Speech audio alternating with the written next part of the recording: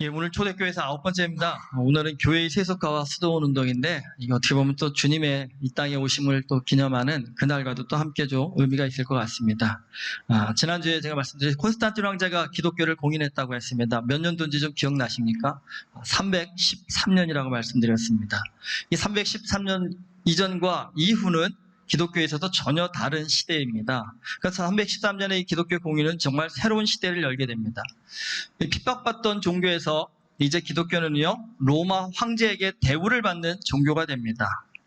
이 콘스탄틴 황제가 기독교를 공인한 배경, 그건 뭐 하나님의 절대적인 섭리가 있었기 때문에 가능한 일이었습니다. 그런데 여러분, 그 이면에는 또 하나 중요한 이유가 있습니다. 그것은 사실 콘스탄틴 황제가 딱 기독교만 보고 선택한 것이 아니라 그 당시에 로마에 수많은 종교들이 있었는데 그 종교들 가운데 기독교를 선택한 것입니다. 그 이유는요, 기독교가 다른 모든 종교에 비해서 아주 탁월한 능력을 보여주었기 때문입니다. 이 지도를 한번 보시면 로마는요, 유럽과 북아프리카, 중동에 이르기까지 거대한 영토를 소유했었습니다. 오늘날에 저기 안에 들어가 있는 나라가 수십 개 국가입니다. 생각해 보십시오. 참 대단한 제국입니다. 근데 여러분, 뭐든지요, 겉으로 보면 참 부러울 것 같지만 사실 속으로 들어가 보면요, 영토가 이렇게 거대하다라는 거, 그만큼 나라가 크다라는 증거이기도 했지만 여러분, 그만큼이요, 오늘날에 수십 개의 국가로 나눠져 있는 저 나라를 하나로 만들어 놨으니 그 안이 조용할까요? 시끄러울까요? 당연히 시끄러울 수밖에 없습니다. 로마는요, 끊임없는 반란, 또 끊임없는 이민족의 침입으로부터요, 영토를 수호하고 정권을 수호하기 위해서 정말 하루가 멀다 하고 전쟁을 치러야 하는 그런 나라였습니다. 또 근데 이 전쟁만 문제가 아니었습니다. 로마 제국 내에는요, 지금 워낙 다양한 민족들, 다양한 문화 속에서 이들이 살다 보니까 굉장히 갈등이 컸습니다. 그러니까 로마가 너무 땅이 넓으니까 이 그리스를 중심으로 하는 동로마, 또 이탈리아를 중심으로 하는 서로마로 나중에 나눠서 행정구역상 나누는데, 이게 처음에는 행정구역상이었는데 나중에는요, 완전히 이게 동로마 제국과 서로마 제국이 나누어지는 계기가 되어버립니다. 근데 문제는 제국이 나눠지면서 교회도 나눠져 버립니다. 그래서 동로마 제국을 중심으로 하는 동방교회와 서로마 제국을 중심으로 하는 서방교회로 교회도 완전히 갈라지게 됩니다. 문제는 나라가 크니까 시끄럽습니다, 항상. 그리고 말도 많고 탈도 많고 생각도 차이도 큽니다. 그래서 로마 제국 황제들은 이민족의 침입으로부터 로마의 영토를 지키는 것도 큰 사명이었지만 또 하나의 큰 사명이 뭐냐면 제국의 이 갈등을 봉합하는, 사회적 통합을 이뤄내는 것, 그게 로마 황제의 굉장히 큰 사명이었다는 겁니다. 그러면 어느 시대나 어느 나라에서나 여러분, 사회적 통합을 시키는 것, 그건 모든 지도자의 어떻게 보면 운명을 결정지을 수 있는 아주 중대한 문제입니다. 근데 역사들을 보면 많은 지도자들이 이런 사회 통합을 위해서 선택한 방법이 뭐냐면 바로 종교였습니다. 그래서 오늘 보시다시피 중동 국가들은 이슬람교를 믿고, 인도는 힌두교, 또 한국은 역사적으로 불교와 유교를 통해서요, 사회 통합과 통치의 기틀을 만들었던 것을 우리가 볼 수 있습니다. 지난주에 잠깐 설명드렸지만 콘스탄틴 황제는 그냥 황제로 추대된 것이 아니라 정말 치열한 전쟁, 내전을 통해서 겨우 황제의 자리에 올랐던 사람입니다. 그럼 생각해 보십시오. 황제가 됐다고 이제 모든 문제가 다 끝났을까요? 여러분, 비록 전쟁에서 이기긴 했지만 아직까지도 로마 제국 안에는 콘스탄틴 황제를 상대로 전쟁을 벌였던 사람들이 두눈 시퍼렇게 살아있다는 겁니다. 그들 가운데는 콘스탄틴 황제로 인해서 가족이 죽은 사람도 있고 친구가 죽은 사람도 있고요. 하여튼 여러분 생각해 보십시오. 저 황제 때문에 내가 피해를 입었다고 한다면 그 마음 가운데 아직도 콘스탄틴을 황제로 인정하기보다는요, 내가 죽일 수만 있으면 죽이고 싶다라고 하는 이 원한과 분노가 가득한 사람이 로마 제국 안에도 굉장히 많았다는 사실입니다. 그렇다면 황제로서의 일을 잘하려면 그들의 그 응어리진 마음을 좀 치유시켜줘야 되고, 또 각자 자기의 목소리를 높이고 있는 이 로마 안에서 그 다양한 목소리를 하나로 모으기 위한 중심이 콘스탄틴 황제에게도 굉장히 필요했다는 사실입니다. 근데 이 콘스탄틴 황제가 이 로마에 수많은 종교가 있었지만 이 일을 가장 잘 감당할 만한 종교를 보았는데, 그때 그렇게 해서 선택한 것이 바로 기독교였습니다. 왜 기독교였냐면 콘스탄틴 황제가 보기에 다른 모든 종교에 비해서 기독교는 아주 숭고한 헌신주의자들이었습니다. 그리고 절대적 사명의식을 가진 사람들이었고, 무엇보다 이웃을 위해 생명을 아깝지 않고 내놓을 만한 사랑의 실천, 이 부분들은 다른 어떤 종교와 비교해서도 찾아볼 수 없는 탁월한 것이었다는 겁니다. 그러기에 기독교가 로마의 중심이 되면 이 기독교야말로 로마를 하나로 모을 수 있는 그런 종교의 역할을 할 수 있을 것이다라는 기대함을 가지고 사실은 기독교를 공인한 것입니다. 근데 여러분, 사실 콘스탄틴 황제도 기독교를 공인하기까지는 기독교가 어떤 종교인지 잘 몰랐습니다. 근데 공인해놓고 기독교를 들여다보니까요, 이 기독교라고 다 하나가 아닌 것을 이제 알게 된 겁니다. 기독교인들은 다 똑같은 줄 알았는데 기독교 안에도 이 정말 다양한 목소리, 다양한 주장, 다양한 생각, 가치가 있구나라는 것을 알게 되었다는 겁니다.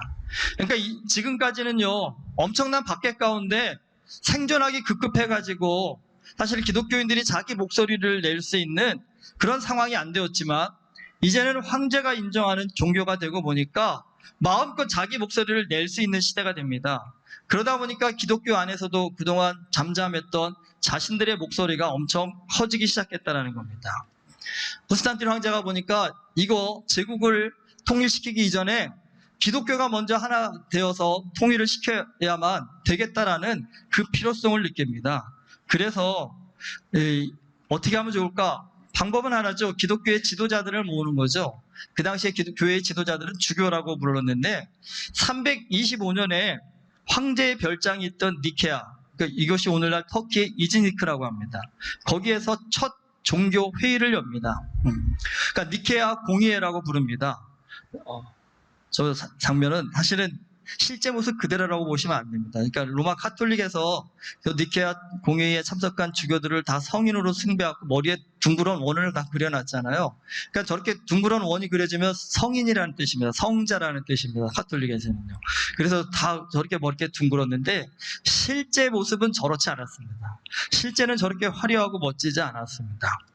이 니케아 공의의 장면을 묘사한 역사의 기록을 놓고 보면요, 뭐라 할까요? 좀 비장하다고 할까요? 감격스러움, 그게 교차하고 있습니다. 왜냐하면 사실 기독교가 갑자기 공인이 된 겁니다. 그러니까 313년 공인되기 전에 사실은 그 몇 년 전에 그 엄청난 박해가 있었습니다. 디오클레티안 황제가 로마의 박해 중에 가장 참혹하다 할 만한 그런 박해를 가했습니다. 그래서 그 당시에 수많은 교회 지도자들인 이 주교들이요, 굉장히 고문을 당해가지고 몸이 성한 분이 거의 없었답니다. 이 회의에 참석한 분들 중에. 그러니까 어떤 주교는 두 손이 잘린 채 참석하고, 어떤 주교는 눈이 뽑혀가지고 참석을 하고, 어떤 주교는 다리가 잘려서 참석을 하는 등, 그러니까 뭐 오시는 모든 주교들이 보면 서로 그러죠. 너는 어디를 다쳤니? 라고 말을 하지 않아도 상대의 모습만 봐도 알 만큼 그렇게 아주 좀 세상적으로 보면 처참한 몰골이죠, 사실은요. 그런 모습을 가지고 여러분, 그분들이 그 불편한 몸을 이끌고 니케아 이 공회의에 참석을 하셨답니다. 여러분, 그 장면을 한번 상상해 보십시오. 300여 명의 주교가 참석을 했다고 하는데, 여러분, 그 주교들이 눈이 없는 분, 혀가 뽑힌 분, 팔이 잘린 분, 다리가 잘린 분, 몸에 뼈가 부러져서 굽은 분, 그 생각해보면 그분들이 모여가지고 우리가 예수 그리스도를 믿는 믿음으로 인해 이런 고난을 받았다면서 회의 장소에 모였다고 생각해 보십시오. 어제 상상만으로도 이게 약간 소름이 끼치는 모양일 것 같습니다. 좀 제가 생각하기에 좀 무서울 것 같습니다. 여러분, 주를 위해서 그 정도로 이렇게 헌신을 하고 고통을 받은 분들인데, 이분들이 쏟아내는 이 주장들이라는 게 어떨 것 같으세요? 한마디로 내 목에 칼이 들어와도 나는 바꿀 수 없다라는 그런 어떤 주장들이 강하지 않았을까라는 생각이 듭니다. 사실은 내 생각보다 회의는 굉장히 좀 화기애애하게 진행되었다 합니다. 이 니케아 공회의를 모은 그 중요한 주제가 두 가지가 있었습니다. 첫째는 뭐냐면, 그 당시 동방교회와 서방교회가 부활절 날짜가 각각 달랐습니다. 그러니까 우리가 예수 그리스도를 믿는 한 교회인데 부활절을 이렇게 달리 지냈으면 되겠느냐 해서 부활절 날짜를 통일시키자라고 하였고, 또 예수님이 하나님의 아들이라고 하는데 그러면 이 예수는 하나님인가 사람인가? 그러니까 기독교에서는 예수님의 신성과 인성이라고 표현하는데 이 두 가지를 어떻게 이해해야 될지에 대한 그런 논의가 진행이 되었습니다. 그러니까 동방교회는 보시면 지도 아까 보셨지만 예루살렘을 비롯해서요 바울 사도 선교의 중심지였던 소아시아를 다 포함하고 있습니다. 그러니까 어떻게 보면 이 동방교회는요 기독교의 뿌리와 같은 지역입니다. 반면에 서방교회는요 로마 제국의 수도이자 정치의 중심인 로마 교회가 위치한 곳이 바로 서방교회입니다. 딱 느낌이 오시겠지만 역사적으로 이 동방교회와 서방교회는요 굉장히 많은 갈등을 겪게 됩니다. 왜 겪게 되냐면 누가 더 우위에 있는 교회인지 일종의 권력 싸움을 하게 됩니다. 그러면 로마 교회가 중심을 잡고 있는 서방교회는 뭘 주창할까요? 권력의 핵심입니다. 뭘까요? 로마 제국의 핵심입니다. 그러다니까요. 너희는 다 우리 말을 따라야 된다라고 동방교회에다 압력을 가했을 겁니다. 근데 여러분, 내가 동방교회 사람이라고 한다면 그렇게 얘기하는 서방교회를 보고 무슨 생각이 들까요?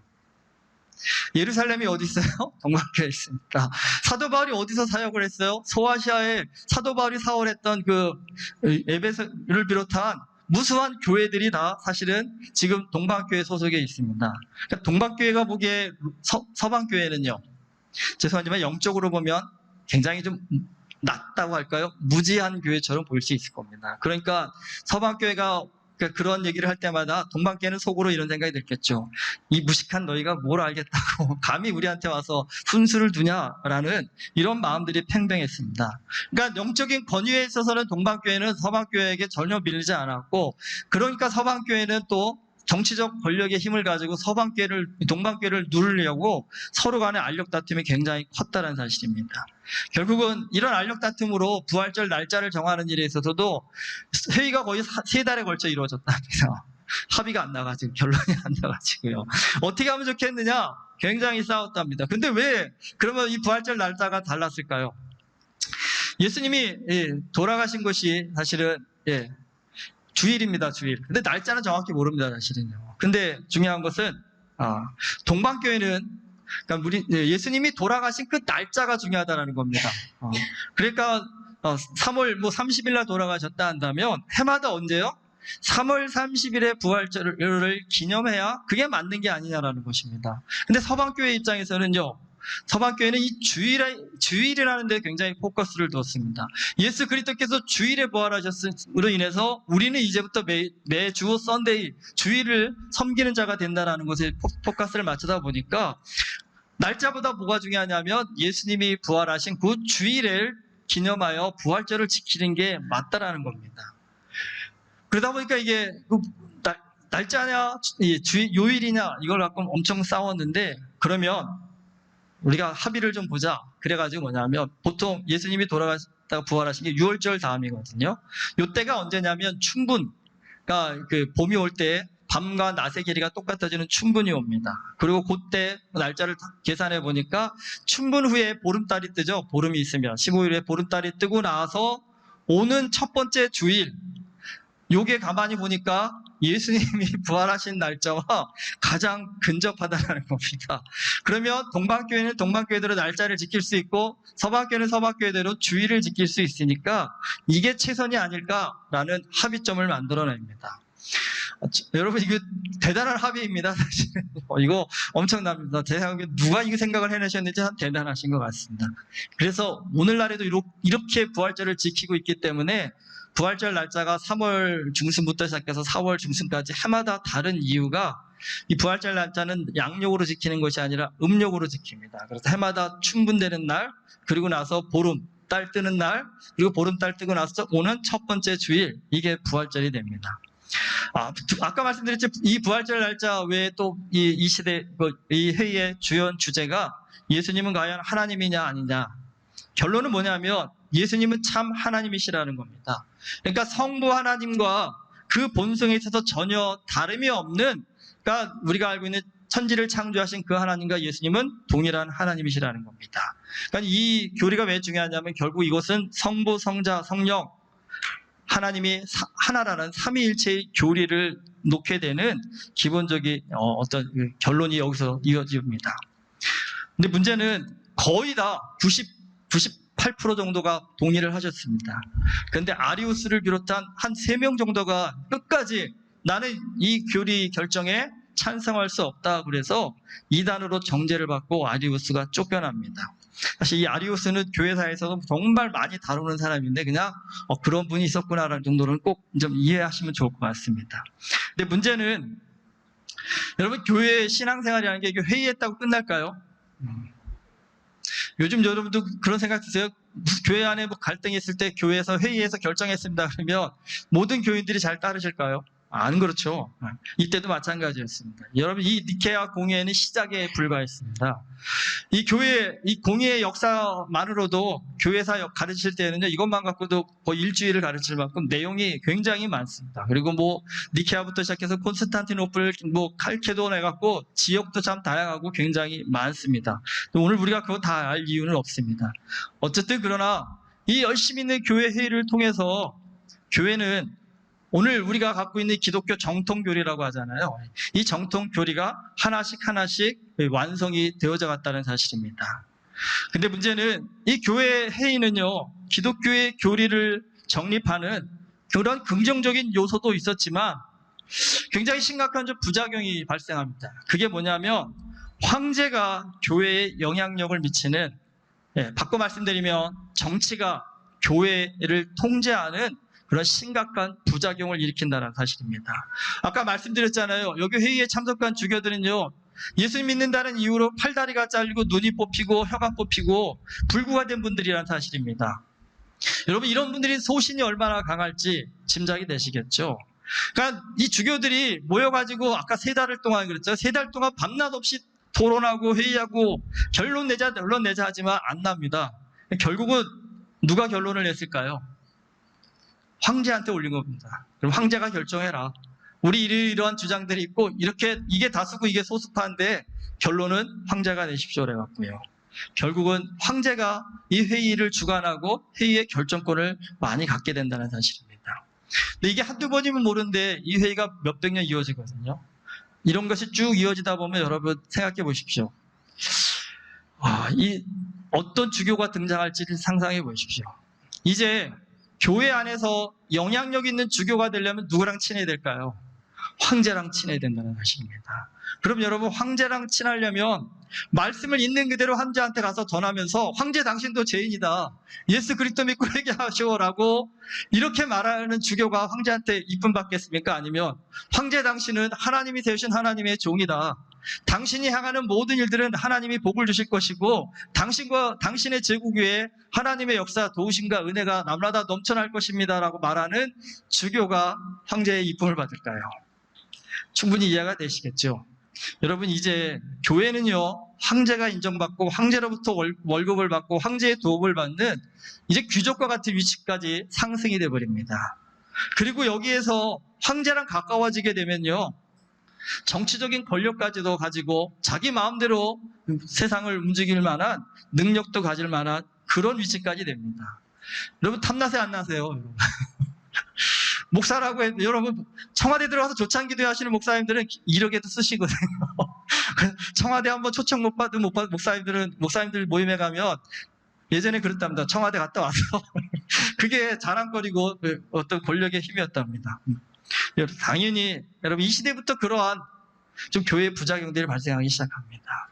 주교들 가운데 로마 교회나 콘스탄틴 황제가 수도를 옮겨버리거든요. 콘스탄티노플로. 오늘날의 이집트의 그 이스탄불인데 거기에 콘스탄티노플 교회를 세우는데 그 교회 이 주교가 로마 제국에서 가장 아주 상위에 있는 권력 있는 주교였습니다.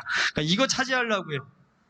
엄청난 뇌물을 써가면서 엄청난 로비를 해가면서 교회가 정말 이 권력을 쟁취하기 위한 권력의 장이 되어버린다는 사실입니다. 당연히 여러분 그러니까 높이 올라갈수록 부패하고 썩은 주교가 될 수밖에 없었습니다. 그렇지 않으면 올라갈 수가 없는 시대였기 때문입니다. 생각해 보시죠. 여러분 이런 분들이 교회의 지도자가 됩니다. 이런 분들이 교회의 모든 결정권을 갖게 됩니다. 교회가 어떻게 돼갈까요? 상상이 되시죠, 여러분? 콘스탄틴 황제의 기독교 공인, 교회의 새로운 기회이기도 했지만 엄청난 시험의 시작이기도 했습니다. 여러분, 300년 동안 박해를 받으면서 순수한 신앙을 지키고자 생명 걸었던 교회인데, 여러분, 그 300년 동안 지켰던 교회가 무너지는 데에는요, 불과 몇십 년도 걸리지 않았습니다. 4세기 후반, 그러니까 313년에 공인되어지고 4세기 후반이라고 하니까 채 100년도 되지 않았는데, 오늘 주보에 여러분 그 히에로니무스라는 분이 쓴 글 있죠? 읽어보셨어요? 이분이 영어로는 제롬이라고 보통 얘기합니다. 이분이 그 시대에 굉장히 유명한 수도사였는데, 그 주보에 보면 그 당시 주교들이 행하는 행태들을 봅니다. 뭐 합니까? 이 당시 주교들은 일반 평민들을 상대하지 않았습니다. 왕족과 귀족만 상대했습니다. 그러니까 귀족집에 신방을 갑니다. 신방 가서요, 탐나는 물건이 있으면요, 좋다, 멋있다. 그런데 나는 이런 게 없다. 그러면 이때부터는요, 종교 권력이 엄청 세졌기 때문에 이 주교가 마음먹고 가서 어느 귀족집에 갔더니 주교를 대접도 안 하고 세상에 물질의 욕심이 가득해가지고 주교한테 헌금하는 일도 아주 인색하더라라는 것이 귀족사회에 이게 퍼지게 되면요, 황제부터 기독교인이었습니다, 여러분. 그러니까 주교를 제대로 대우하지 않으면 황제의 권위에 도전하는 자가 돼가지고요, 그러니까 소위 그 시대의 왕따가 돼버립니다. 그러다 보니까 여러분, 이 당시에는 사실 주교가 오시면 마음의 준비를 해야 됩니다. 뭘 원하실까? 그러면요, 내놔야지. 그러니까 정말 드릴 수 없는 건 숨겨놔야 되는 겁니다. 괜히 내가 정말 아끼는 건데 주교 눈에 띄어가지고 이거 예쁘네, 이거 좋은데 라고 했는데 그거 안 내놓으면 그날부터 사회적으로 매장될 수 있기 때문입니다. 참 안타까운 일이죠, 사실은요. 너무나 사실은 제가 다 말씀드릴 수 없는데, 이 시대의 교회의 교회 지도자들의 이 타락상이라고 할까요? 부패상이라고 할까요? 이것들이 기록되어 있는 글들이 너무나 많은데, 보다 보면, 솔직히 목사인 제가 부끄러울 정도입니다. 그러니 여러분들이 보시면, 아니, 교회가 이렇게 썩었어? 이렇게 부패했어? 어떻게 이게 교회일 수 있어? 라는 말들이 그냥 나오실 겁니다. 근데 여러분, 오늘날에도 교회의 타락과 부패를 보면, 교회가 왜 이래라고 많은 분들이 얘기하십니다. 그런데 여러분, 그 문제는 어제 오늘의 문제가 아니라는 사실을 꼭 기억하셔야 됩니다. 그리고 중요한 것이 있습니다, 여러분. 그런다고 해서 교회가 무너지는 것이 아닙니다. 왜냐하면 하나님께서 교회의 주인이시기 때문입니다. 주님께서 교회의 몸이시기 때문에 교회는 소수몇 정치 지도자들이 타락했다고 해서 바뀌는 것이 아닙니다. 중요한 것이 있습니다. 역사를 기록할 때 역사는 일반 평민들의 삶은 기록하지 않습니다. 여러분, 100년 후에 브리즈번 교회, 한인교회 역사를 기록할 때 은혜교회는 분명히 안 등장할 가능성이 높습니다. 그리고 은혜교회 무슨 권사였네, 집사였네, 이런 분들의 이름은 잘 남지 않으실 겁니다. 브리즈번에서도 크다 하시는 몇몇 교회, 아마 교회 초점 그겁니다. 그 교회가 어떻게 분열되어져서 그 교회가 어느 교회가 세워졌고 어느 교회가 세워졌는지, 이 분열의 역사가 아마 브리즈번 한인 교회의 역사라고 많은 사람들이 기억하고, 100년 후에 후대들은 아이고 그때도 많이 싸우셨구나, 그때도 많이 이민교회는 갈등이 많았구나라고 그렇게 기억할 것입니다. 근데 여러분, 중요한 것이 있습니다. 과연 그것이 정말 이 시대의 모든 교회를 대표하는 역사일 수 있겠냐는 것입니다. 비록 4세기 후반에 로마 교회가 엄청나게 부패하고 타락해서 정말 교회의 지도자라는 사람들이 차마 입에 담을 수 없는 그런 탐욕과 제약을 저질렀지만, 여러분, 그게 정말 그 시대의 교회의 전부의 모습이라고 볼 수 있을까요? 여러분, 그건 그렇지 않습니다. 그렇게 생각하시면 그건 오해고, 그건 착각입니다. 여러분, 교회 역사는 보면요, 아무도 기억하지 않지만, 아무도 알아주지 않지만요, 교회가 이렇게 무너져가고 타락함에도 불구하고 정말 교회의 최고의 지도자라는 사람들도 세상 욕심에 마음을 뺏기고 생각을 뺏기고 모든 걸 빼앗기는 그런 시대 속에서도 여러분, 하나님 앞에 거룩하게 살고자 자신의 모든 삶을 들여서 헌신한 신실한 무명의 그리스도인들이 언제나 있었다는 사실을 여러분 꼭 기억하셔야 됩니다. 교회는 높고 높으신 주교들이 지켜오신 것이 아니라 이 신실한 무명의 그리스도인들이 지켜왔다는 사실입니다. 교회가 너무나 타락하니까, 교회가 너무나 세상의 권력과 돈을 너무 좋아하다 보니까 많은 사람들이 거기에 쏠려가고 몰려가는데, 그런 시대 속에서도 이건 아니다, 이렇게 교회가 흘러가다가는 하나님 앞에 심판받는다, 세상에 짐이 되는 교회가 된다라고 하면서 우리의 신앙의 순수함을 회복하자라는 일련의 신앙 운동이 일어납니다. 그게 뭐냐면 바로 여러분 수도원 운동입니다. 사실 개신교에서는 수도원 운동을 별로 이렇게 탐탁지 않게 여깁니다. 왜냐하면 이게 너무 고행을 많이 강조하다 보니까요. 불교의 고행처럼 가부좌 틀고 어떤 수도사는 나무 위에 올라가서 3년 동안 내려오지 않았답니다. 저는 다 안 먹고 뭐 안 드신 건데 제일 궁금한 게 뭐냐면 화장실은 필요하셨을 텐데 거기서 어떻게 그 볼일을 보셨을까? 그게 제일 궁금하더라고요. 그리고 또 하루에 콩 한 알만 먹는 것, 그게 수도사의 어떤 훈련이었답니다. 그리고 또 하나 수도사의 훈련 중에 하나가 뭐냐면 잠 안 자는 것. 그러니까 며칠을 안 잤느냐, 그거에 따라서 그분의 실력이 평가되는 겁니다.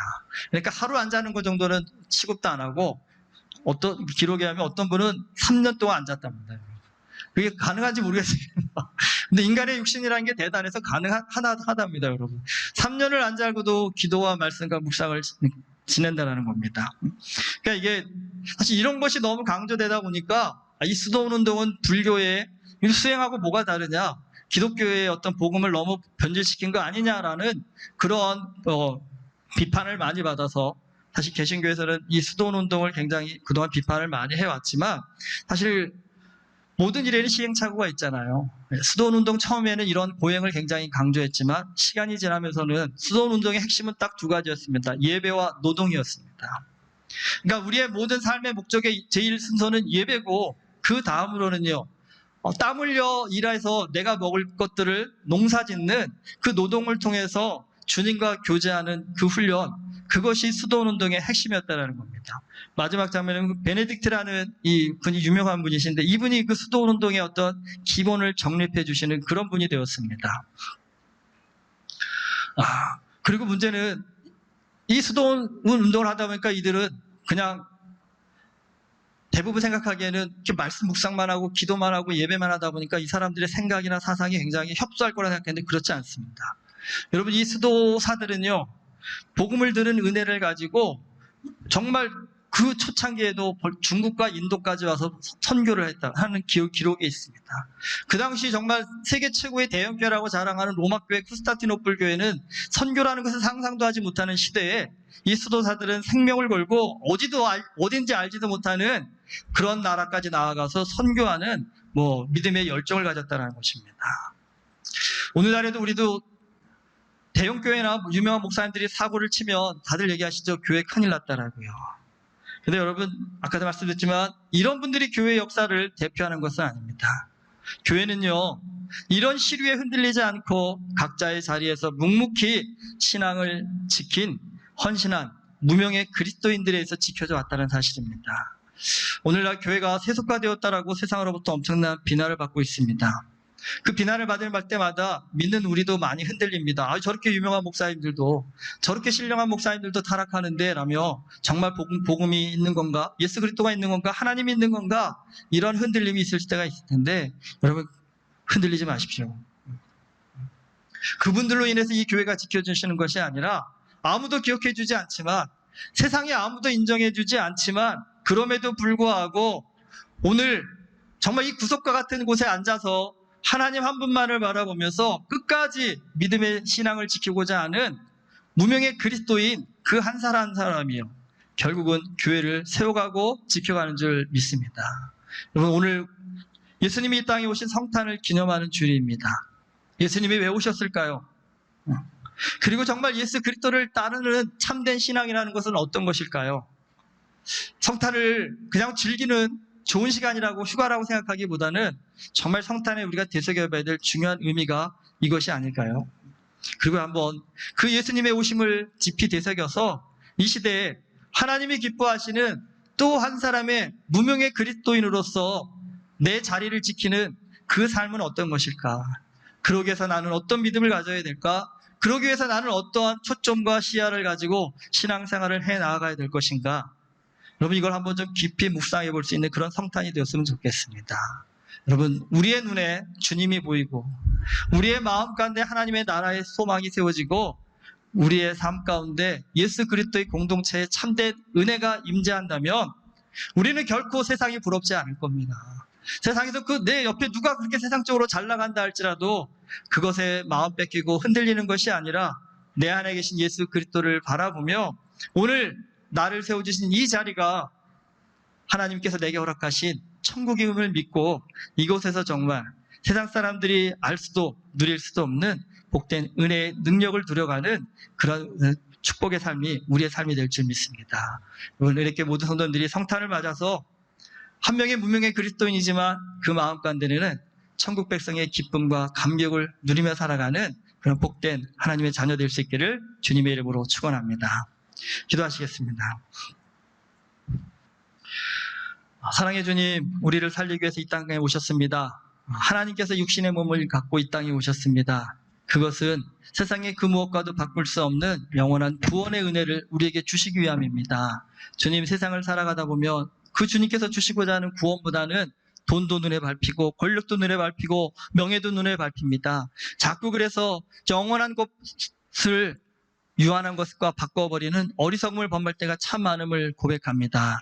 주님, 이 시간 이 성탄에 주님의 이 땅에 오심을 우리가 깊이 되새기게 하여 주시옵시고 그 뜻을 따라서 우리의 삶이 하나님 보시기에 합당하고 아름다운 믿음의 길을 걸어가게 하여 주시옵시고 영원한 삶을 위해서 이 땅에 유한한 삶을 담담히 내려놓을 줄 아는 그런 건강한 그리스도인, 능력 있는 그리스도인 되어질 수 있도록 우리의 마음과 생각을 주장하여 주시옵소서. 예수 그리스도 이름으로 기도드립니다. 아멘.